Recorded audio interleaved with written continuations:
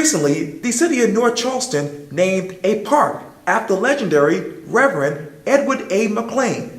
I sit down one-on-one with Reverend McClain for a special edition of Quintin's Close-Ups.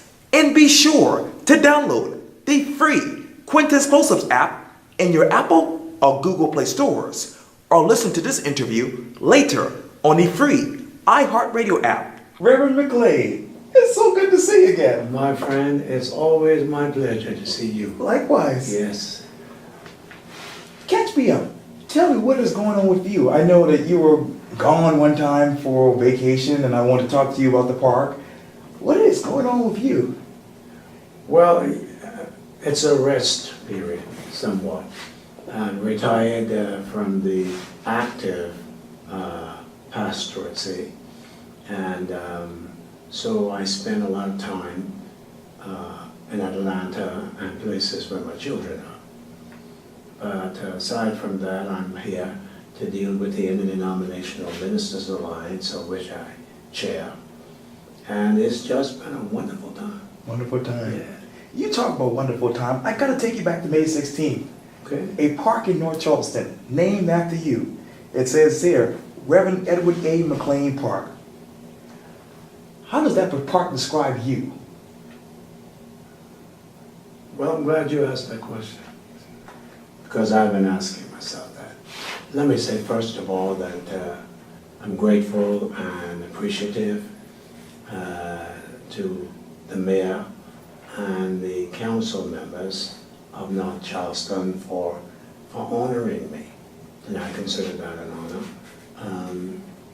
It's one that I ask myself sometimes, were there not so many other people who could have been the recipients of such? But then I tell myself, maybe it's because people see in you that which you yourself do not take the time to stop to even consider. I see what I do as a moment for continual work on the part of people who are in need. And that's what I do. That has been my life. So I think basically someone has taken the time out to say thank you for some of that which I've done. The things that you've done, what still plays in your mind when you think of the life of Reverend Edward A. McClain?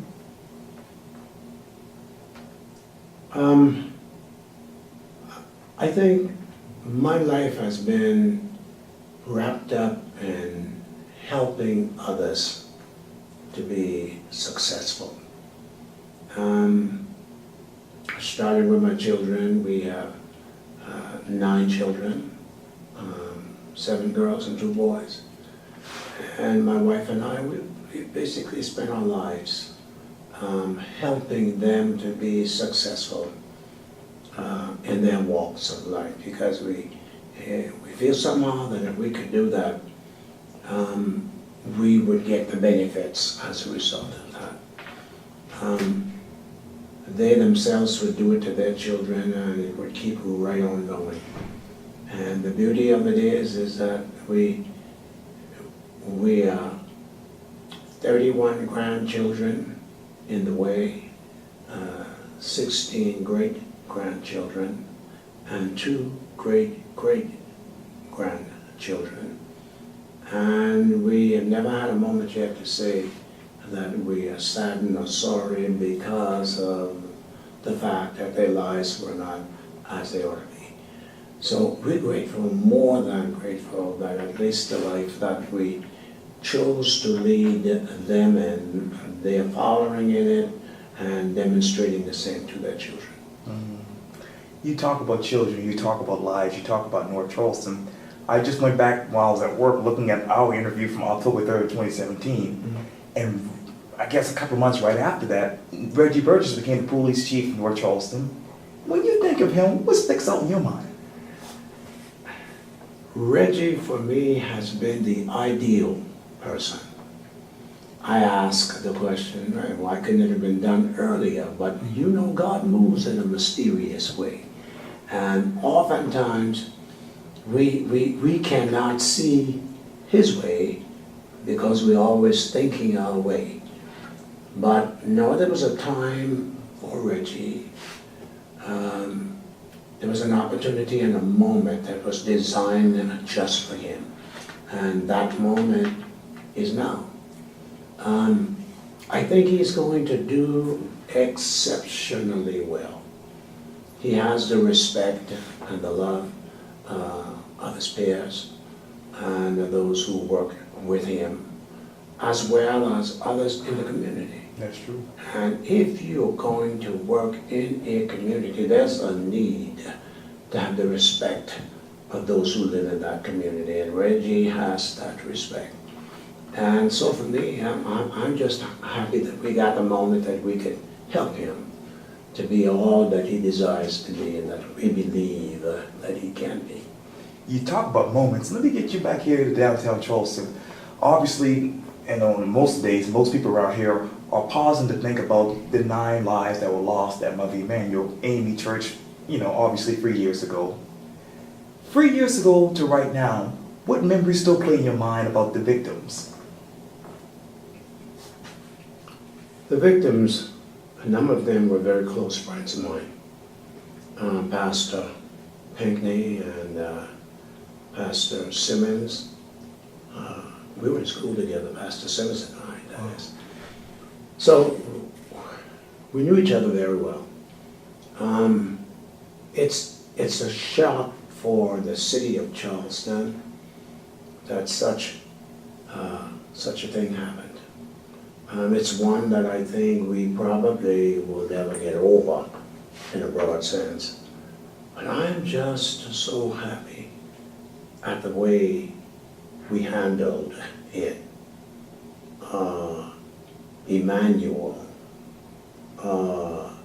African American people, the way we handled it. We looked at it and did not let us become victims more than the loss of the 9. We did not become victims of this. As a matter of fact, when you look at the people of Charleston, we became a people that the world looked at and saw and said, my goodness, why can't the world be this way? And because we were who we were, the establishment of the thinking of the world was poured out on the city of Charleston, and we will never be the same. Other cities are trying to be like Charleston in handling many things, but I think we are unequal. I don't think we could ever be equal. I always, as you know, doing Quintin's close-ups, I talk to people about this situation and this incident that happened many, many years ago. And there's always that next question about where should the discussion about race go? Where should that go in your mind? I think we ought each look at race individually and collectively, if we're looking at it from that point of view. We are one people of God, different nationalities, colors, but we're one people. And if our thinking was such that God made one people of one blood to get along and live together and be who we can be for each other, we will see a better world. Let me get back to you. Obviously, you're working in Atlanta, you're surrounded by family, you're very active in the community. Tell me, how would you write in the headline about what's next for you? That's a good question.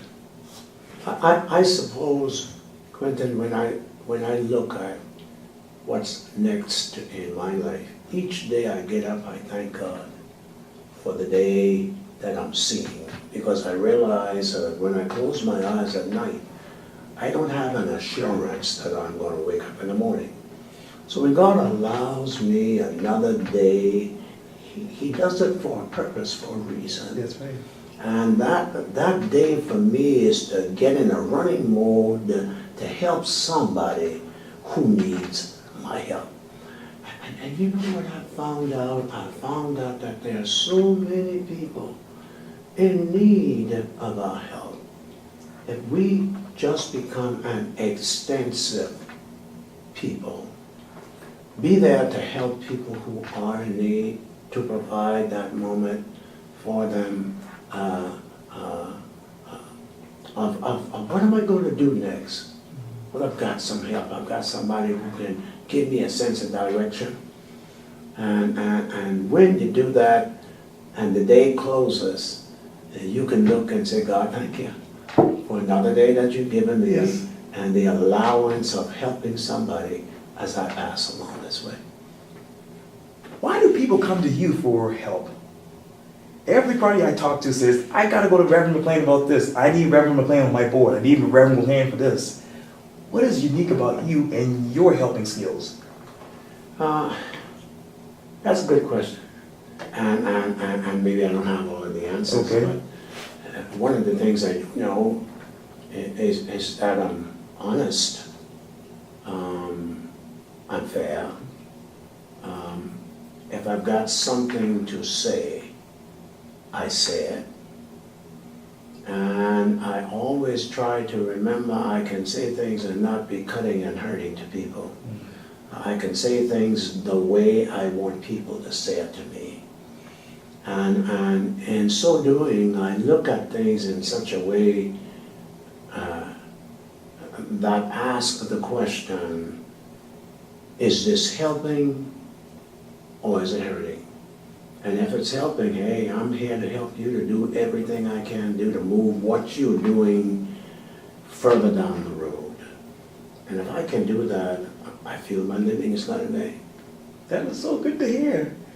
Well, the Honorable Reverend Edward McClain, thank you so much for your time. I really, really appreciate this. Thank you, my buddy. It's always my joy to be here with you. Likewise, you're a legend, so hey, thank you. You do so much in our city for so many people. I'm doing what God has called me to do. So I'm living out my dreams. I'm happy hearing this. And we are better because of you. Well, thank you greatly. I really appreciate that coming from you. Thank you. Thank you, my friend. Anytime. Yes, sir.